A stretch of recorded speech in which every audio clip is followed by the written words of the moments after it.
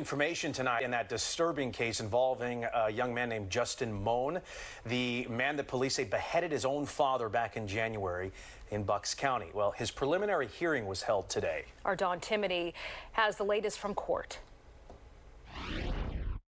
I realize that was hard to sit through. Bucks County First Assistant District Attorney Edward Luca and his team outlining their case against Justin Mohn in graphic detail at his 2-hour preliminary hearing today.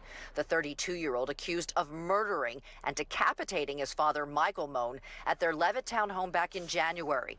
The prosecution showing part of a video Mohn posted to YouTube holding his father's head and calling for violent attacks against members of the federal government. Mr. Mohn, based on his beliefs, is making a call to arms to achieve the aims he believes in.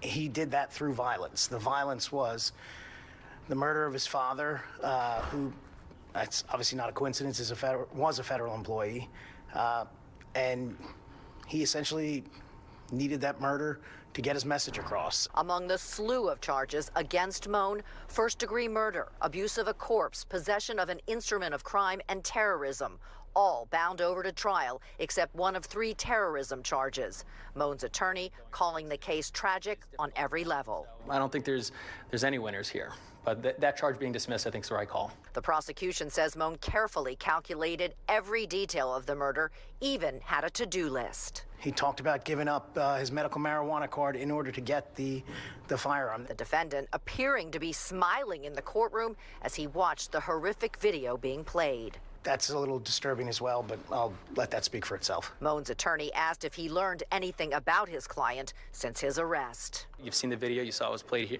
in court here today. I think it tells a pretty compelling story as to who he is. Mohn will be formally arraigned on October 11th. The prosecution says the case is eligible for the death penalty, but they have not yet decided whether they will pursue it.